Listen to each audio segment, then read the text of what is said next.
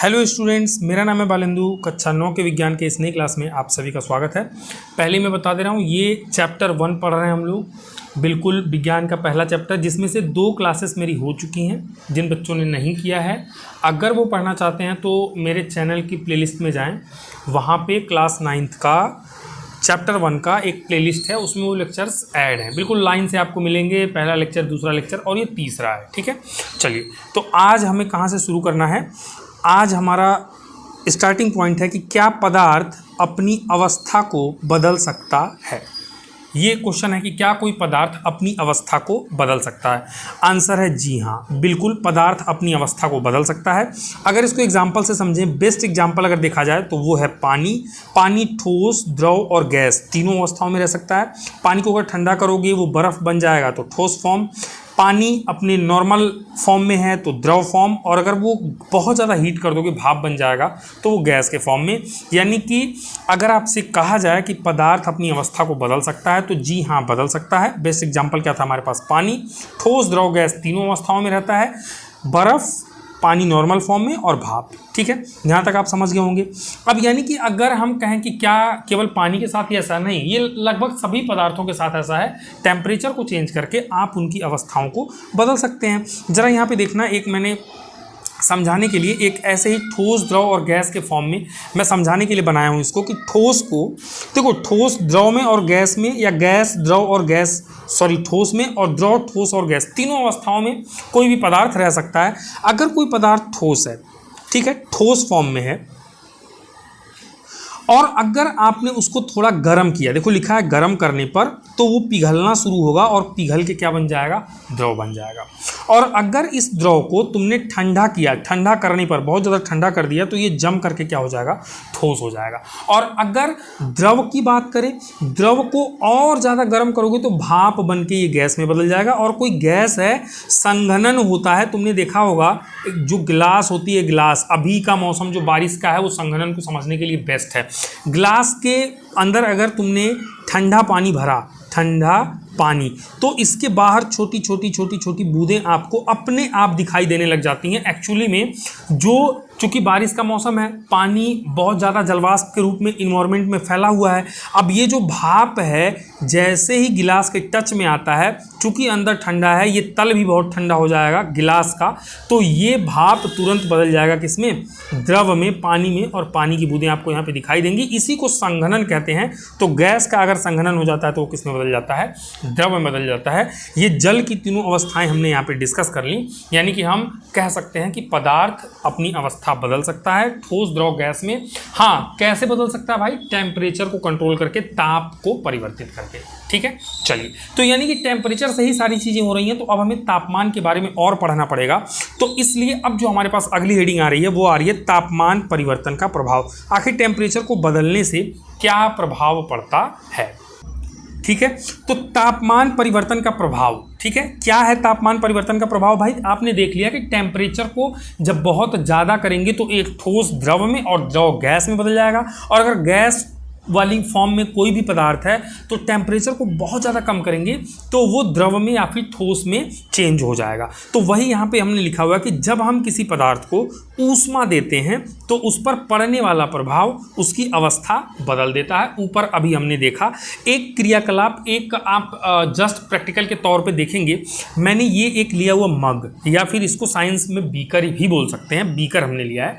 इस बीकर में बर्फ़ का टुकड़ा मैंने छोटा टुकड़ा भर दिया है, और एक मैंने ये लगा दिया है थर्मामीटर, और नीचे से मैंने स्टोव लगा दिया है, और मैंने इसको गर्म किया है, जब गर्म करूंगा तो तुम देखोगे, तुमने खुद ये एक्सपीरियंस किया होगा, या फिर घर में जब भी आप, ये सिंपल सा एक्सपेरिमेंट है, कभी आजकल दूध वगैरह आता है पैकेट वाला, तो वो बहुत ज़्यादा ठंडा होता है, फिर जब उसको गर्म करते हैं तो एक्चुअली बर्फ़ के फॉर्म में अगर है, गर्म करोगे तो क्या होगा, ये बर्फ़ धीरे धीरे गलेगी, पानी के फॉर्म में आ जाएगी, और ज़्यादा गर्म करोगे तो क्या होगा, वो पानी अब बदल के किसमें, गैस में, भाप में बदल के उड़ने लग जाएगा।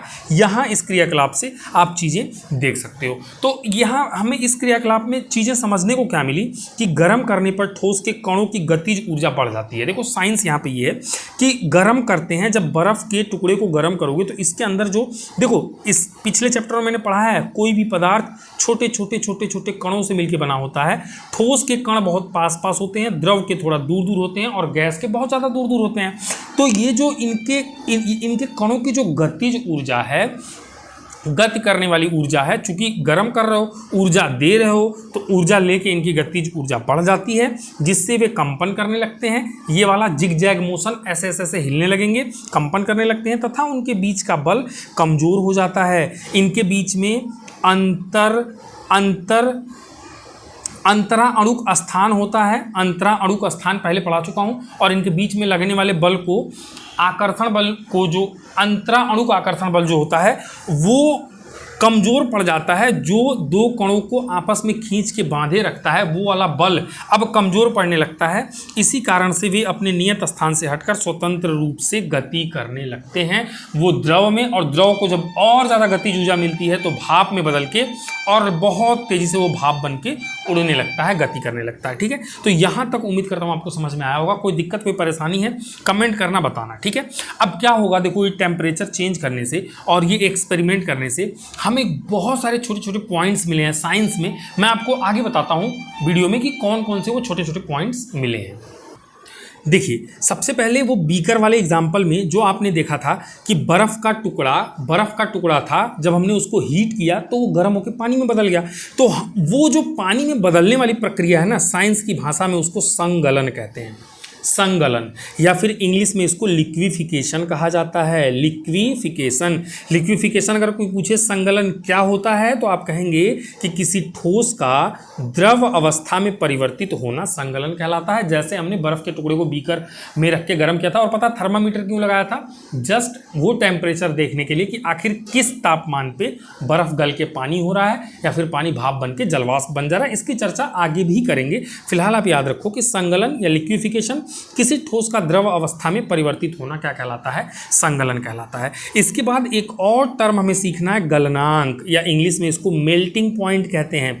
मेल्टिंग पॉइंट, मेल्ट होना मतलब होता है गलना, मेल्टिंग पॉइंट, गलनांक शब्द खुद ही बता रहा है कि वह तापमान जिस पर कोई ठोस जो है वो द्रव में बदल जाता है। वह तापमान जिस पर कोई ठोस पदार्थ द्रव में बदल जाता है, गल जाता है, वो तापमान क्या कहलाता है? उस पदार्थ का गलनांक कहलाता है। तो हमने इसकी डेफिनेशन भी यहाँ आपको लिख के दे दी है कि वह न्यूनतम तापमान, सबसे कम टेम्परेचर जिस पर कोई ठोस पिघलकर द्रव में परिवर्तित हो जाता है, उस ठोस का गलनांक कहलाता है। एग्जाम्पल के तौर पर वो थर्मामीटर लगा के हमने पिछले एक्सपेरिमेंट में सारा कुछ किया था, वहाँ से हमें मिला है कि बर्फ़ का जो गलनांक है वो 273.15 K फॉर केल्विन। अभी आगे इसको और एक्सप्लेन करूंगा, वीडियो में बने रहो, बहुत सारी बेहतरीन चीज़ें आपको जानने को मिलेंगी। कहता है कि बर्फ़ का गलनांक कितना होता है? 273.15 केल्विन है या फिर 0 डिग्री सेंटीग्रेड है। तापमान को 2 इकाइयों में नाप सकते हो, डिग्री सेंटीग्रेड में या डिग्री सेल्सियस भी उसी को बोलते हैं, और केल्विन में। तो अगर गलनांक पानी का आपसे पूछा जाए तो आप क्या बताओगे?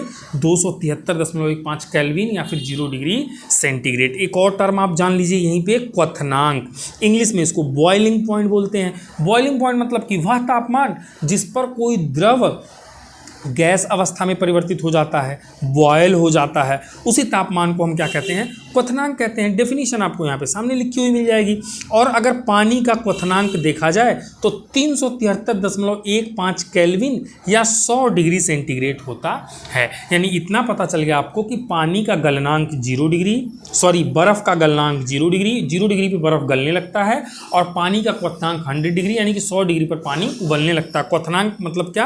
कि वह ताप जिस पर कोई द्रव वाष्प में बदल जाता है, द्रव का क्वथनांक कहलाता है। उम्मीद करता हूं आपको समझ में आ रहा होगा। नोट्स के साथ आपको क्लास मिल रही है, क्योंकि ये थ्योरेटिकल चैप्टर है, सिंपल चीज़ें हैं, बस आपको एक सिस्टमेटिक वे में समझाना है, इसलिए मैंने खुद से नोट्स लिखा हुआ है।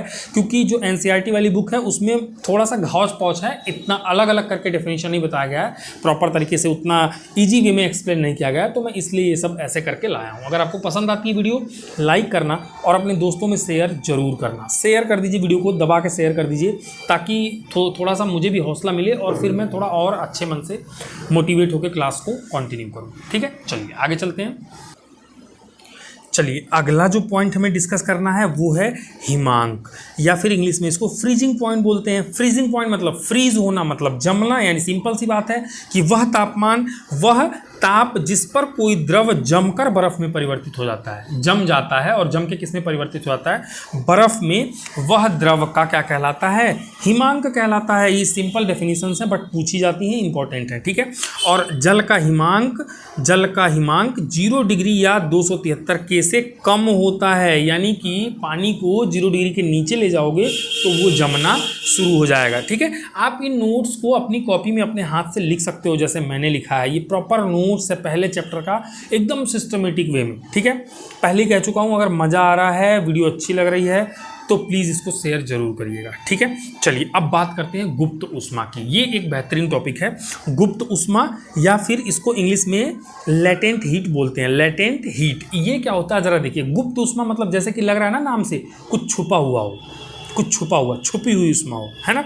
और वो क्या है भाई, कहता है किसी पदार्थ को दी गई ऊष्मा की वह मात्रा जो किसी पदार्थ के ताप को स्थिर रखते हुए, इंपॉर्टेंट क्या है, ताप को स्थिर रखते हुए उसकी अवस्था को परिवर्तित करने में सहायक होती है, उसे गुप्त ऊष्मा कहते हैं। सिंपल से शब्दों में कहा जाए कि जैसे मान लो मेरे पास बर्फ़ है, जब मैं बर्फ़ को गर्म करूँगा, जब मैं बर्फ़ को हीट करूँगा, बर्फ़ गलने लग जाएगा। लेकिन अगर उसमें थर्मामीटर आप डालोगे तो जब तक सारी की सारी बर्फ़ गल नहीं जाती है, आप देखोगे कि वो गले हुए पानी का, जिसमें वो बर्फ़ डाला हुआ है, उसका तापमान बिल्कुल बर्फ़ के तापमान के बराबर ही होगा। मतलब हम ऊष्मा दे तो रहे हैं, बर्फ़ से द्रव में, ठोस से द्रव में अवस्था में परिवर्तन भी हो रहा है, लेकिन ऊष्मा देने के बाद भी तापमान में कोई बदलाव नहीं है। तो वो जो ऊष्मा जाके छुप जा रही है बर्फ़ के अंदर, तापमान नहीं बढ़ा पा रही है, उसी ऊष्मा को हम कहते हैं गुप्त ऊष्मा, ठीक है, गुप्त ऊष्मा। तो सिंपल डेफिनेशन क्या होगी कि किसी पदार्थ को दी गई ऊष्मा की वह मात्रा जो किसी पदार्थ के ताप को स्थिर रखते हुए उसकी अवस्था को परिवर्तित करने में सहायक होती है, अवस्था को बस बदल रही है, उसको हम लोग क्या कहते हैं, गुप्त ऊष्मा कहते हैं। और ये गुप्त ऊष्मा 2 प्रकार की होती है। आगे बता रहा हूँ कौन कौन सी, बट समझिएगा एक बार और। जैसा कि इसका नाम है गुप्त ऊष्मा, देखो 2 बातें हैं। एक तो अगर किसी को, देखो ऊर्जा के बारे में पहले से ही एक डेफिनेशन बच्चों को पढ़ाई जाती है 7वीं में 8वीं में, कि ऊर्जा जो है वो नष्ट नहीं की जा सकती, ना ही ऊर्जा को तुम जनरेट कर सकते हो, पैदा कर सकते हो। कंजर्वेशन ऑफ एनर्जी, ऊर्जा संरक्षण का नियम, वो ये कहता है कि बस एक प्रकार की ऊर्जा को दूसरे प्रकार की ऊर्जा में कन्वर्ट कर सकते हैं। तो यहाँ पे जब हम किसी पदार्थ को ऊर्जा दे रहे हैं, किसी पदार्थ को हम ऊर्जा अगर दे रहे हैं, तो जाहिर सी बात है वो एनर्जी कहीं ना कहीं तो कन्वर्ट हो रही होगी।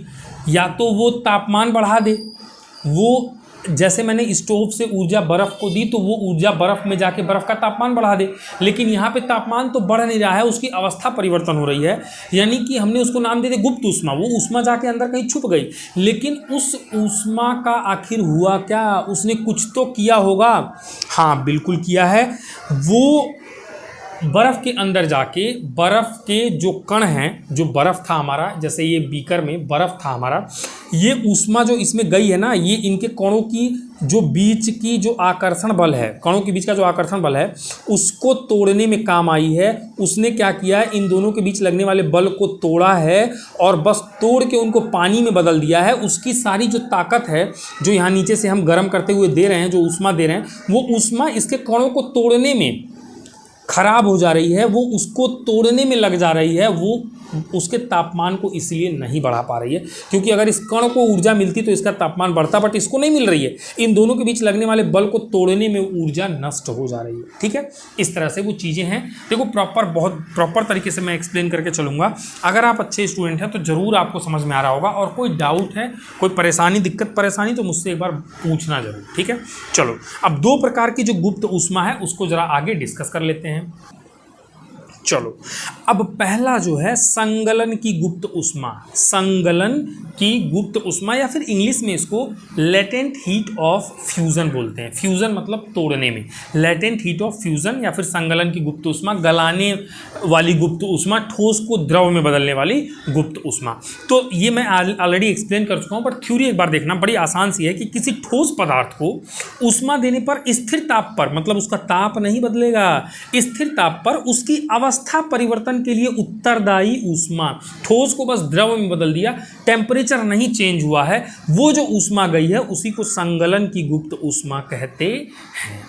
ठीक है। और नोट पॉइंट में एक चीज जरूर ध्यान देना है कि यह गुप्त ऊष्मा पदार्थ के अंतर आणविक बलों को तोड़ने में प्रयुक्त की जाती है। मैंने कहा बेटा कि ऊर्जा ऊष्मा जो ऊष्मा है, किसी भी तरह की जो ऊर्जा है वो नष्ट नहीं होती है, बेकार नहीं जाती है, कुछ तो किया होगा उसने, कहीं तो उसका यूज हुआ होगा। कहाँ यूज हुआ है बेटा? अंतर आणविक कणों को तोड़ने में इसका यूज हुआ है। और दूसरा है बच्चा वाष्पन की गुप्त ऊष्मा। वाष्पन की गुप्त ऊष्मा यानी कि इंग्लिश में कहें तो लेटेंट हीट ऑफ वेपोराइजेशन। ये देखो VAPOURISATION, ठीक है, यहाँ पे लिखा है मैंने।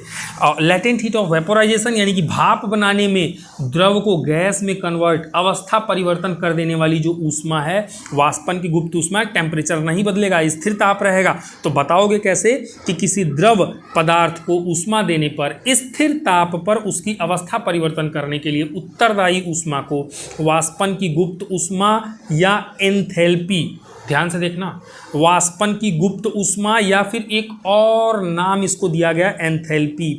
एंथैल्पी इंग्लिश में इथाल्पी भी कई बार इसको लोग पढ़ देते हैं, इथाल्पी, ETHALPY, एथाल्पी भी कई बार इसको पढ़ा जाता है, एंथैल्पी को लोग पढ़ देते हैं। एंथैल्पी सही वर्ड है हिंदी में अगर इसको प्रोनाउंस किया जाए, और इंग्लिश में ETHALPY, इथाल्पी कहते हैं। तो अगर कोई पूछे कि एथाल्पी क्या होता है तो कहोगे अरे इसका तो नाम वाष्पन की गुप्त ऊष्मा भी है, लेटेंट हीट ऑफ वेपोराइजेशन भी है, इसी को एथाल्पी या एंथैल्पी कहते हैं। बोलो भैया ये क्या होता है? तो बोलोगे किसी द्रव को ऊष्मा देने पर स्थिर ताप पर उसकी अवस्था परिवर्तन करने के लिए उत्तरदायी जो ऊष्मा होती है उसी को एथाल्पी या वाष्पन की गुप्त ऊष्मा कहते हैं। ठीक है। एक ग्राफ से मैं आपको ये जरा गुप्त ऊष्मा का खेल समझाता हूँ। ये देखो एक बेहतरीन सा ग्राफ, ये एक्स एक्सिस पे मैंने दी गई ऊष्मा यानी ये ऊर्जा को बढ़ावा दे रहे हो, यहाँ पे 1 2 3 4 5 ऐसे बढ़ावा दे रहे हो, और ये टेम्परेचर वाली लाइन वाई एक्सिस, ताप ये 1 2 3 4 ये टेम्परेचर आप लगातार बढ़ा रहे हो। देखो अगर कोई ठोस है उसको तुम ऊष्मा देते जाओगे देते जाओगे देते जाओगे तो उसके कणों की गतिज ऊर्जा बढ़ती जाएगी बढ़ती जाएगी बढ़ती जाएगी, और फिर वो पिघलना शुरू होगा। लेकिन जब तक पिघलेगा, देखो जरा, जब तक पिघलेगा बेटा, ये ऊष्मा तुम यहाँ पे देखो, यहाँ पे ऊष्मा तुमने कुछ 2 के आसपास दिया, यहाँ पे ऊष्मा तुमने कुछ क्या किया 3 के आसपास दिया, बढ़ गई, दी गई ऊष्मा 2 से 3 हो गई। लेकिन तापमान बेटा देखो लगातार, अगर ये 3 है तो टेम्परेचर लगातार 3 पे बना हुआ है। तापमान में ये देखो, तापमान वाली जो एक्सिस है उसमें कोई चेंज नहीं आ रहा है, तो तापमान नहीं बढ़ेगा, वो कुछ देर पिघलेगा। जब पूरा पिघल जाएगा बेटा, फिर आप और ऊष्मा बढ़ाओगे तो वो द्रव में जो कन्वर्ट हो गया है, वो द्रव से, द्रव के कणों की गतिज ऊर्जा लगातार बढ़ेगी बढ़ेगी बढ़ेगी बढ़ेगी। एक वक्त ऐसा आएगा, अभी तो तापमान भी बढ़ेगा, देखो टेम्परेचर भी बढ़ेगा, ऊष्मा बढ़ती जा रही है, तापमान बढ़ता जा रहा है, ऊष्मा बढ़ती जा रही है, तापमान बढ़ता जा रहा है। लेकिन एक वक्त ऐसा आएगा जब वाष्पीकरण होगा, वो गैस में बदलेगा, द्रव से गैस में बदलेगा, टेम्परेचर नहीं बदलेगा, ऊष्मा देते जाओगे, वाष्पीकरण होगा। जब और अधिक ऊष्मा देते जाओगे फिर उसका तापमान भी बढ़ने लगेगा, और वो गैस में बन के, गैस में चेंज होके वो क्या होगी, आगे की तरफ उड़ जाएगी।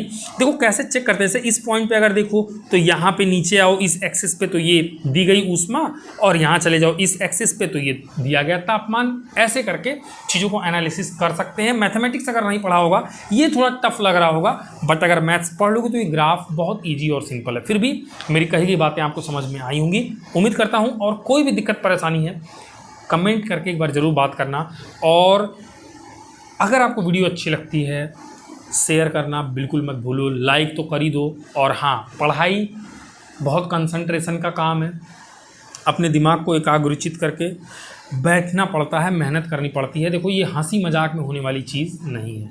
बहुत लंबे समय तक अगर आप पढ़ रहे हैं, थोड़ा बहुत मैंने आपको इंटरटेन कर दिया, अच्छी बात है, दिमाग आपका फ्रेश हो जाएगा। बट अगर आप सोचते हो कि हंसी हंसी में, मजाक मजाक में सारी चीज़ें हो जाएं, सफलता मिल जाए, तो सफलता हंसी मजाक में नहीं मिलती है, मेहनत करना ही पड़ेगा। टाइम पास वाली वीडियो हज़ारों पड़ी हैं यूट्यूब पे। आजकल तो एजुकेशन एक अच्छा बिजनेस हुआ पड़ा है, कोई दिक्कत नहीं है, जो लोग कर रहे हैं अच्छी बात है, उनकी सफलता है, उनको लोग पसंद कर रहे हैं, ठीक है। बट आपको दिखावे में नहीं पढ़ना है। आपको ऐसे नहीं कि कई बार मैंने देखा है कि बच्चे बड़ी अच्छी अच्छी कोचिंग में बड़े अच्छी अच्छी जगहों पे क्लासेस लेते हैं और दुखी रहते हैं कि यार पहले तो मुझे एडवर्टीज़मेंट में कुछ और लगा और पहले तो मैंने कुछ एक्सपेक्ट और किया था, अब मुझे कुछ और मिल रहा है। तो पढ़ने के लिए ज़रूरी नहीं है कि बड़ा प्लेटफॉर्म चाहिए, पढ़ने के लिए ज़रूरी है कि तुम कितनी मेहनत कर रहे हो, तुम्हारा कितना इंटरेस्ट है पढ़ाई में। आजकल सबसे बड़ी दिक्कत यूथ की ये है, हमारे टाइम पे ऐसा कम था फिर भी जब हम लोग 8वीं 9वीं 10वीं में थे। अब क्या होता है, एक बच्चा इतना छोटू सा बच्चा है, ये अपने फादर को जिसने इससे कई साल 20-30 साल ज़्यादा अनुभव, ज़्यादा एक्सपीरियंस, ज़्यादा समय बिताया है, वो इसको इज्जत नहीं दे रहा है, इसकी बातें नहीं सुन रहा है, इसकी रिस्पेक्ट नहीं कर रहा है। और तो और ये छोटू ये सोचता है ना कि अरे ये क्या जाने, बाप क्या जाने, भाई क्या जाने। अगर इसका कोई भैया है, कोई घर में इसकी माताजी हैं, वो समझा रही हैं कि नहीं तुम गलत कर रहे हो, पता है ये 15 साल का लड़का, ये 45 साल के और 35 साल के या 40 साल के अपने माता पिता, या 25 साल 30 साल का कोई अगर उसका भाई है, ये इसको बेवकूफ़ समझ रहा है, ये इसको मान ही नहीं रहा है। ये अपने कोई इसके टीचर भी हैं कुछ समझा रहे हैं तो सोच रहा है अरे ये तो बेवकूफ़ है, ये क्या कह रहा है, अरे इसकी बातें। और ये पता है आजकल ये छोटू जो है ना, ये छोटू बहुत ही ख़राब कंडीशन में है। मतलब ये समझ लो कि तमाम नशे की लत, टाइम पास करना, इधर घूमना उधर घूमना, केवल जीवन को ख़राब कर रहा है ये छोटू। तुम खुद से सोचो ना कि तुम पिद्दी भर के बालक 15 साल के, तुम इतने ज़्यादा अनुभवी हो गए कि तुमसे कोई बड़ा बूढ़ा, कोई तुम्हारा भैया चाचा ताऊ दीदी कोई कुछ कह रहा है तो वो बेवकूफ़ है। क्या उसने वो ज़िंदगी नहीं जी है? क्या वो छोटू सा नहीं था? क्या वो उसने वो दुनिया नहीं देखी है? अगर कोई आपको समझा रहा है तो आपके बेहतरी के लिए और अपने अनुभव से ठीक चीज़ ही समझा रहा है। गलत रास्ते पे या गलत लोगों के संगत में मत पड़िए, पढ़ाई पे ध्यान दीजिए। और मोस्ट इंपॉर्टेंट, अगर मेरी मानिए, आप अगर 15 साल के हैं तो आपका दोस्त भी 15 साल का ही होना चाहिए। अगर ये बहुत उम्र में बड़ा है या बहुत उम्र में छोटा है, छोटा होगा आपको छोटी चीज़ें बताएगा, आप भी इसके जैसे छोटे बन जाओगे। उम्र में बहुत बड़ा होगा, आपको फालतू गंदी और उल्टी सीधी बातें बताएगा, आपको नशा कराएगा, आपको तमाम गलत जगहों पे। ये अक्सर मैंने गाँव में देखा है। आजकल विलेजर एरिया में एजुकेशन को लेके 0% ध्यान है भाई। मोबाइल पे, यूट्यूब पे, इंस्टाग्राम पे रील बन रही है, टाइम पास चल रहा है, लोग अपने आप को हीरो समझ रहे हैं। हीरो ऐसे नहीं कोई रील बना के बन जाता है। ये ध्यान रखना, जितनी चीज़ें यूट्यूब, इंस्टा और ऐसी जगहों पे सोशल मीडिया पे दिखाई जाती हैं टोटल फेक होती हैं। बस ये लोगों को बहकाया जा रहा है। आप अपना जीवन खराब कर रहे हो। जितने भी बहुत बड़ी हस्तियां हुई हैं, किसी से भी पूछ लेना, जब IAS के, PCS के, नीट के रिजल्ट आते हैं, वो लड़का या लड़की कहेगा कि मैंने तो व्हाट्सएप ही नहीं चलाता था, मैं तो व्हाट्सएप ही नहीं चलाता था, मैं तो फेसबुक पे नहीं था, मैं तो इंस्टा पे नहीं था। कुछ भी बड़ा करना है तो मैं बता रहा हूँ कि आपको मेहनत करनी पड़ेगी, गंदी चीज़ें छोड़नी पड़ेगी। ठीक है, ये तो हो गई ज्ञान की बात। आगे चलते हैं, अभी क्लास ख़त्म नहीं हुई है। चलिए एक नोट पॉइंट डिस्कस करते हैं इसके आगे। जब हमने इतनी जानकारी हासिल कर ली है तो हमें ये बात भी समझनी चाहिए। नोट पॉइंट में क्या हमें बताया गया है कि पानी के लिए 373 के, जैसे कि पीछे भी मैं बता चुका हूँ, या फिर 100 डिग्री सेंटीग्रेड को गुप्त उष्मा बिंदु कहा जाता है। गुप्त उष्मा बिंदु कितना? 100 डिग्री सेंटीग्रेड। और ये वही टेम्परेचर है जब पानी किस में बदल जाता है बेटा? भाप में। तो वही कह रहा है कि इस तापमान पर भाप के कणों में उसी समान ताप पर पानी के कणों से ज़्यादा तीव्रता होती है, क्योंकि भाप के कण वाष्पीकरण की गुप्त ऊष्मा को अतिरिक्त ऊष्मा के रूप में अवशोषित कर लेते हैं। अगर ये तुम्हें समझ में नहीं आ रहा है तो एक सेकंड मैं थोड़ा मजे तरीके से इसको समझाता हूँ। देखना जरा इस ब्लैंक पेज पे, एक बार एक्सप्लेन करता हूँ मैं। जैसे ये कोई हमारे पास कोई भी बर्तन है जिसमें हमने यहाँ पे पानी डाला, ठीक है, और नीचे हमने क्या कर दिया, इसके आग लगा दी। स्टोव है, हमने इसको क्या किया? गर्म किया। नीचे से हम इसको गर्म करने पर, अब गर्म होगा तो क्या होगा? एक वक्त ऐसा आएगा जब ये पानी के कणों की जो गतिज ऊर्जा है वो बढ़ते बढ़ते बढ़ते इतनी ज़्यादा हो जाएगी कि ये छोटे छोटे कण एक दूसरे से बहुत दूर हो जाएंगे। इनके बीच में लगने वाला जो अंतर आणुक आकर्षण बल है वो कम हो जाएगा और ये भाप बनकर उड़ने लगेंगे।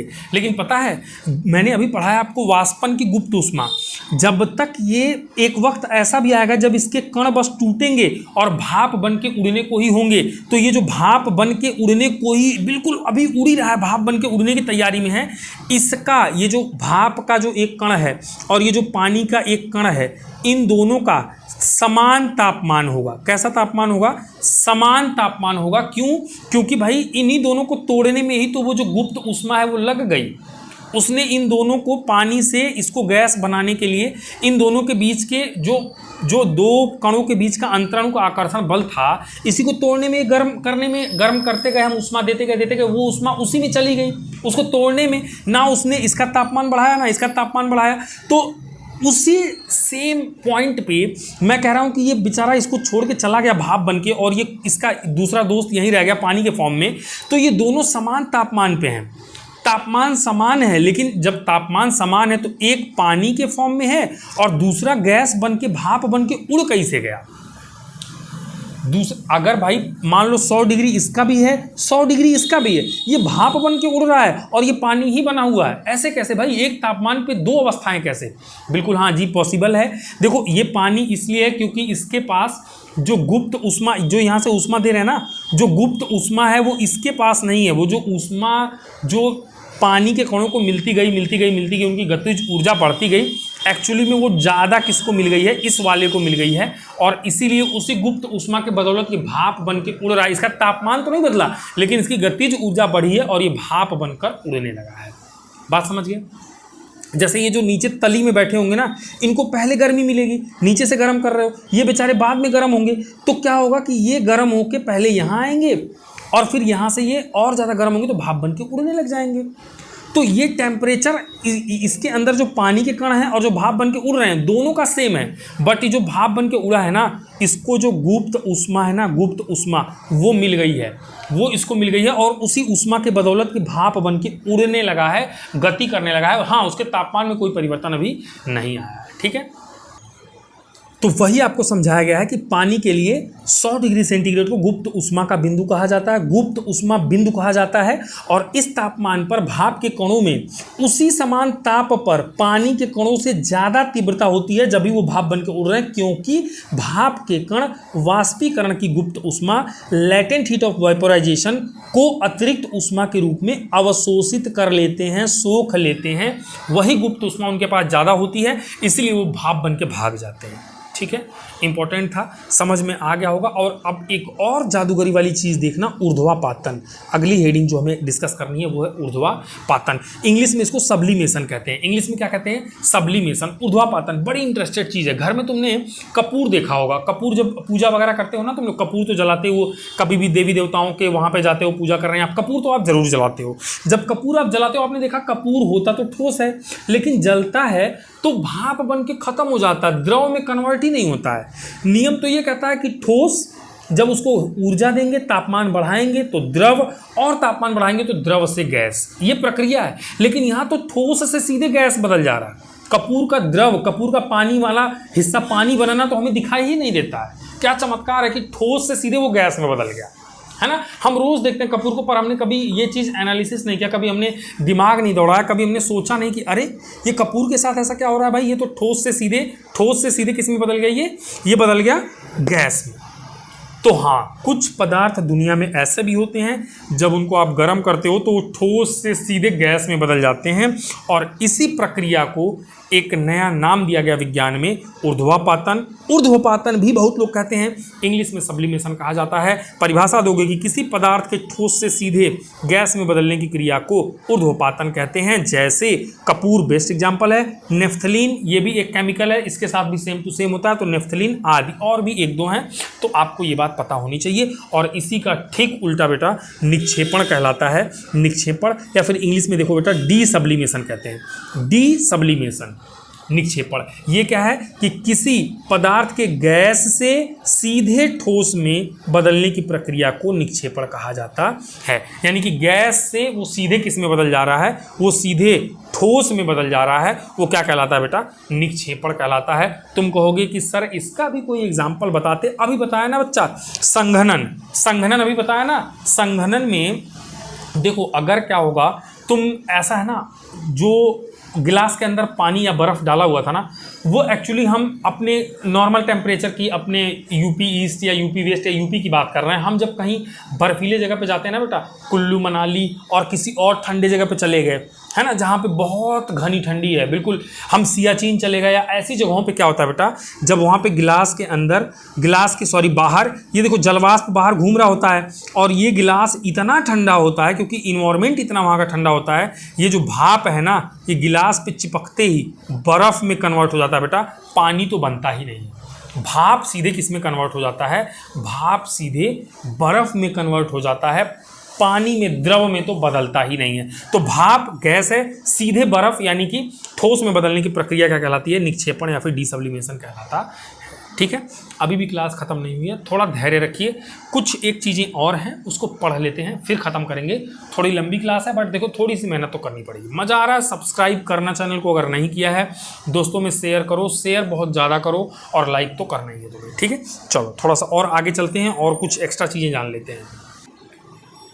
चलिए देखिएगा, अभी हमने पीछे तापमापी थर्मामीटर की बात की थी हमने, अभी वो जब हम एक्सपेरिमेंट कर रहे थे उस बीकर में थर्मामीटर डाला था ना, तुमने भी देखा ही होगा। देखो आजकल तो डिजिटल आ गए हैं, ठीक है, बहुत सारे डिजिटल आ गए हैं, बट हम उसकी बात नहीं कर रहे हैं, हम उस थर्मामीटर की बात कर रहे हैं जो नॉर्मल पहले के ज़माने में आता था। आज भी बहुत सारे डॉक्टर रखते हैं, हमारे गाँव में तो अक्सर मैंने देखा है कि जो हमारे लोकल डॉक्टर जब भी डॉक्टरी में जाते हैं तो वो नॉर्मल वाला ही थर्मामीटर, साधारण थर्मामीटर ही यूज करते हैं।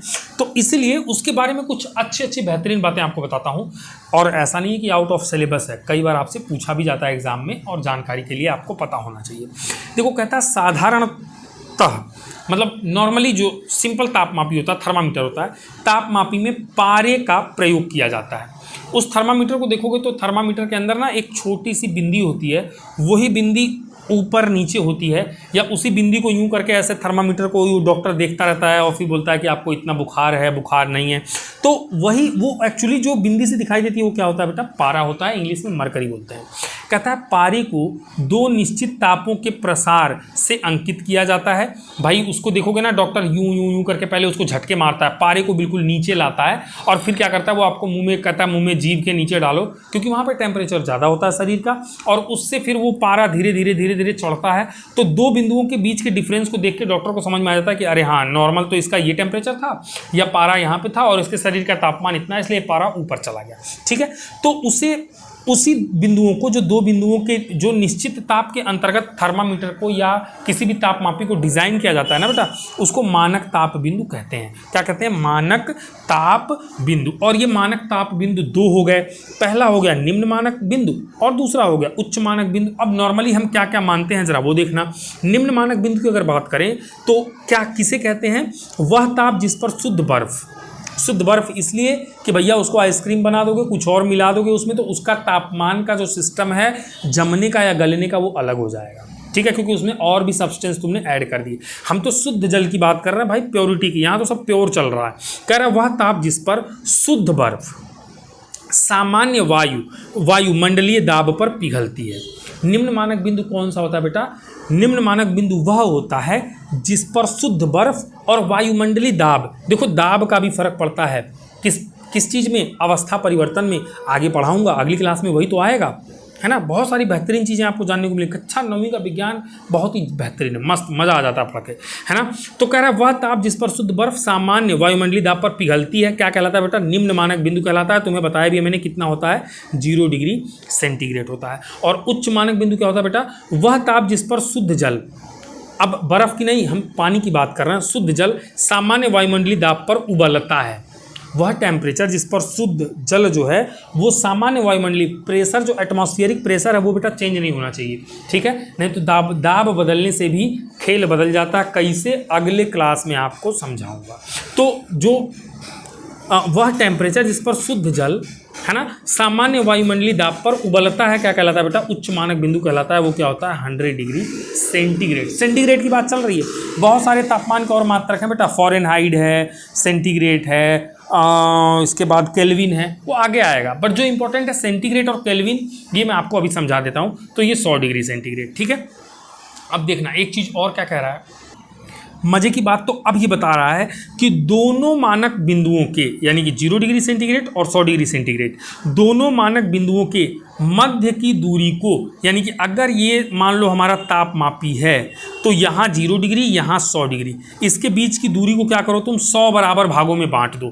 कह रहा है ना कि दोनों मानक बिंदुओं के मध्य की दूरी को बराबर बराबर भागों में बांट लेते हैं, प्रत्येक भाग 1 डिग्री कहलाता है। अगर हमने बराबर बराबर 100 भागों में बांटा तो एक भाग 1 डिग्री, दूसरा 2 डिग्री, तीसरा 3 डिग्री, इस तरह से। तो डिग्री उसी को कहते हैं, किसको कहते हैं, निम्न मानक ताप और उच्च मानक ताप के बीच की दूरी को बराबर बराबर टुकड़ों में बांट लो, एक छोटा टुकड़ा जो है बेटा क्या कहलाएगा, डिग्री कहलाएगा। ठीक है। अब क्या कह रहा है जरा समझना यहाँ पर कि दूरी के विभाजन के आधार पर, क्योंकि ये दूरी तुमने 100 हिस्सों में बांटा, कि तुमने इसको 50 हिस्सों में बांटा, कि तुमने इसको और कोई हिसाब से डिवाइड किया, वो तो तुम्हारे ऊपर है। तो अब अलग अलग लोग डिवाइड करेंगे तो अलग अलग लोगों की डिग्री अलग अलग आएगी।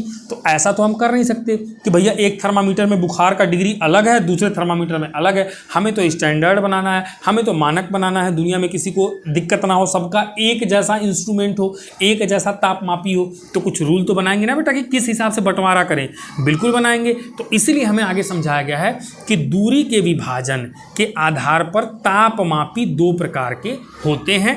एक होता है सेल्सियस तापमापी।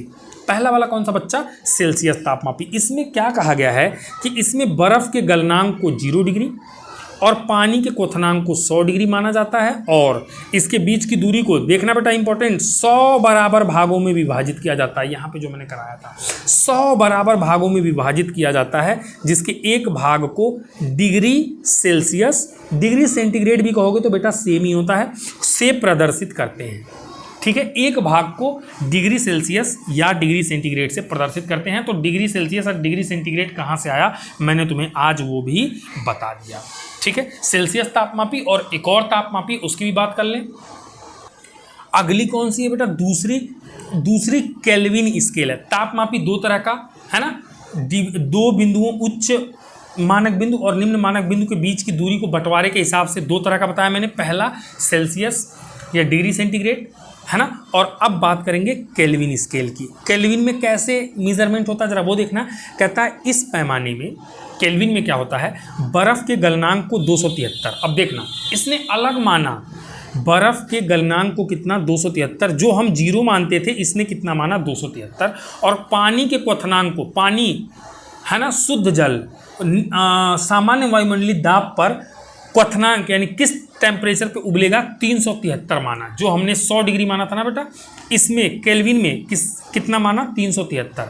तो कह रहा है इस पैमाने में बर्फ के गलनांक को 273 और पानी के क्वथनांक को 373 मान लिया गया, और उस हिसाब से विभाजन किया गया, और एक टुकड़े को क्या कहा गया, 1 केल्विन कहा गया। ये अलग पैमाना है। तो आप देखोगे केल्विन स्केल और जो हमारा सेल्सियस या डिग्री सेंटीग्रेड स्केल है, उसमें 273 का अंतर आ रहा है बेटा। जो हम 0 मानते हैं वो ये 273 मानता है, जो हम 100 मानते हैं ये 373 मानता है। हमेशा जो है हम देखेंगे कि 273 का गैप यहाँ भी है और 273 का गैप यहाँ भी है। तो इसलिए हम बेटा याद रखेंगे, मोस्ट इंपॉर्टेंट कह रहा हूँ कि बहुत इंपॉर्टेंट है याद रखना ये चीज़, कि केल्विन जो है तापमापी का जो पैमाना केल्विन है, वो केल्विन बराबर होता है डिग्री सेल्सियस प्लस 273 के। केल्विन बेटा क्या होता है, डिग्री सेल्सियस प्लस 273 के बराबर होता है, या इसको ऐसे भी लिख सकते हो, डिग्री सेल्सियस जो है वो केल्विन माइनस 273 के बराबर होता है। डिग्री सेल्सियस 273 को बाएं साइड भेजो तो के प्लस 273 इधर जाएगा तो माइनस 273। तो डिग्री सेल्सियस जो है वो के माइनस 273 के बराबर होता है। यानी कि बेटा अगर आपको तापमान में परिवर्तन करना हो, तापमान के मात्रक में परिवर्तन करना हो, तो आप इस फॉर्मूले से कर सकते हो। रीज़न आपको मैंने बता दिया, मानने का बस फर्क है। याद रखना बेटा, ताप का जो एसआई मात्रक है वो केल्विन है। अगर स्टैंडर्ड इंटरनेशनल सिस्टम में मात्रक पूछे तो ताप का मात्रक केल्विन है, के से दिखाते हैं, और डिग्री सेल्सियस में बदलने के लिए 273 प्लस डिग्री सेल्सियस होता है केल्विन जो है वो। ये इनमें संबंध होता है। और देखो एक शॉर्ट वीडियो आएगी जिसमें ठोस द्रव गैस में अंतर आपको पढ़ाया जाएगा। मैंने अपने लिए लिखा हुआ था ये, पर आपको भी बता दे रहा हूँ, शॉर्ट वीडियो आने वाली है इसमें ठोस द्रव गैस में अंतर। आराम से एक शॉर्ट वीडियो छोटा सा मस्त, आराम से 1 मिनट से कम का होगा, देखना और मजे लेना। और बर्फ़ जो है वो जल में तैरता है, क्यों? बर्फ़ जो है, देखो बर्फ़ क्या है बेटा, ठोस है, और जल क्या है बेटा, द्रव है। तो ये ठोस अगर जैसे पत्थर हुआ, लकड़ी तो खैर तैरता है, पत्थर हुआ, ईंट हुआ, ये ठोस है। जब द्रव में इनको डालोगे ना तालाब में जब इनको फेंकोगे ये डूब जाएंगे, लेकिन बर्फ़ को चला के तालाब में मारना तो ये तैरेगा। तो क्यों तैरेगा, इसको मैं घनत्व से एक्सप्लेन करूंगा। घनत्व बराबर द्रव्यमान बटे आयतन होता है। बेहतरीन फॉर्मूला बेटा, याद कर लो। घनत्व बराबर क्या होता है, द्रव्यमान बटे आयतन होता है। घनत्व को इंग्लिश में D से दिखाते हैं, द्रव्यमान को M से दिखाते हैं और आयतन को A से दिखाते हैं। तो D बराबर M/A या M बराबर A इंटू डी भी होता है। ठीक है, A इंटू डी भी होता है। द्रव्यमान बराबर आयतन गुणे घनत्व या घनत्व बराबर द्रव्यमान बटे आयतन। इसी फॉर्मूले के प्रयोग से, इसी फॉर्मूले से शॉर्ट वीडियो आएगी बेहतरीन सी, जिसमें मैं आपको एक्सप्लेन कर पाऊंगा कि बर्फ़ जो है वो जल में क्यों तैरता है। ये कक्षा 9 के लिए मोस्ट इंपॉर्टेंट है, कई बार बच्चों से पूछा जाता है। तो लॉजिकली, थ्योरेटिकली बेहतरीन तरीके से शॉर्ट वीडियो 2 आएंगी। ये मैंने अपने लिए लिखा था, होमवर्क है मेरा कि मैं करके शॉर्ट वीडियो डालूंगा, तो आप भी देख लेना। आपको वहाँ से पता चल जाएगा कि ठोस होने के बाद भी बर्फ़ पानी पे क्यों तैरती है। और इसी एग्जाम्पल के थ्रू मैं आपको समझाऊंगा, एग्जाम्पल नहीं सॉरी, इसी फॉर्मूले के थ्रू मैं आपको समझाऊंगा। ठीक है, और हाँ, ये जो K बराबर डिग्री सेंटीग्रेड प्लस 273 है, जो ये K बराबर डिग्री सेंटीग्रेड प्लस 273 है, इससे ना ये फॉर्मूला बहुत काम का है। इससे आप चीज़ों को कन्वर्ट कर सकते हो। जैसे मान लो एक तापमान दिया हुआ है, मान लो 573 K दिया हुआ है। मैंने कहा इसको डिग्री सेंटीग्रेड में बदलो, तो डिग्री सेंटीग्रेड क्या होता है, डिग्री सेंटीग्रेड अभी मैंने पढ़ाया K माइनस 273 होता है। इसमें से बेटा 273 घटा दोगे, 273 घटा दोगे तो आपका बचेगा 300। तो ये 300 डिग्री सेल्सियस होगा और K में कितना होगा बेटा, 573 K होगा। इसीलिए मैंने आपको ये फॉर्मूला बताया है कि केल्विन से सेंटीग्रेड में और सेंटीग्रेड से केल्विन में आप कन्वर्जन कर सकते हो आराम से इस फॉर्मूले से। मैंने अभी जैसे कहा था 573 K है, आपको बराबर कहना है कि कितने डिग्री सेंटीग्रेड होगा। तो आपको पता K बराबर डिग्री सेंटीग्रेड प्लस 273 होता है, तो डिग्री सेंटीग्रेड में 273 घटाना पड़ेगा। और यही उल्टा बेटा, अगर मान लो 300 डिग्री सेंटीग्रेड है, 300 डिग्री सेंटीग्रेड है और कहता है इसको K में बदलो, तो तुम्हें पता है K क्या होता है, जो भी डिग्री सेंटीग्रेड होती है उसमें 273 जोड़ना पड़ता है। अभी तो फॉर्मूला पढ़ा है बेटा मैंने थोड़ी देर पहले। तो ये जो डिग्री सेल्सियस है 300, इसमें 273 जोड़ दो, 500, 3 2 573, ये किस में बदल गया, K में। ठीक है, तो सिंपल उस फॉर्मूले से एक बिल्कुल पिद्दी सी मैथमेटिक्स है, छोटी सी मैथमेटिक्स है। डिग्री सेल्सियस से केल्विन और केल्विन से डिग्री सेल्सियस में केल्विन से डिग्री सेंटीग्रेड में आप चीज़ों को बदल सकते हो। ठीक है, और एक बात बताऊं, ये ऐसे हल्के में मत लेना, बड़े बड़े एंट्रेंस एग्जाम्स में मैंने देखा है ये प्रश्न आया है। और जिनका 9th में कॉन्सेप्ट क्लियर नहीं होता है, या फिर जो कोचिंग में बस टाइम पास के लिए जाते हैं, बस पढ़ाई दिखावे के लिए करते हैं, उनको इतना तक नहीं गधों को पता होता है कि डिग्री सेल्सियस से केल्विन में और केल्विन से डिग्री सेल्सियस में कैसे बदलते हैं। ठीक है, तो याद रखना, केल्विन डिग्री सेल्सियस में जो भी है उसमें 273 जोड़ दोगे तो केल्विन मिल जाएगा, या फिर केल्विन में जो भी है उसमें से 273 घटा दोगे तो डिग्री सेल्सियस मिल जाएगा। रीज़न आपको पहले बता चुका हूँ, केल्विन स्केल में और सेल्सियस स्केल में फ़र्क यह है कि जो सेल्सियस स्केल में 0 डिग्री सेंटीग्रेड पे होता है वो केल्विन स्केल में 273 K पे होता है। ये ताप सेम है, समान ताप, लेकिन इसको इस 0 पे दिखा रहे हैं सेंटीग्रेड में और 273 K पे दिखा रहे हैं केल्विन में, 273 पे दिखा रहे हैं किसमें, केल्विन में, सेम तापमान को, इसीलिए वो फर्क आ रहा है। उम्मीद करता हूँ मेरी बातें आपको समझ में आई होंगी। मज़ा आता है, वीडियो को लाइक जरूर करो और अपने दोस्तों में अपने दोस्तों में शेयर तो जरूर ही करना। ठीक है, बहुत लंबी 42 मिनट की वीडियो हो गई होगी, बट उम्मीद करता हूँ आपको अच्छा लगा होगा। थोड़ा सा इसको शेयर करो, है ना, आपके हाथ में है, ईजी है, कोई पैसा नहीं लग रहा है, फ्री का है। जैसे मैंने फ्री में पढ़ा दिया, अगर तुम्हें मज़ा आया तो ऐसे ही फ्री में शेयर कर दो। ओके, चलिए आज के लिए इतने रखते हैं। Thank you for watching.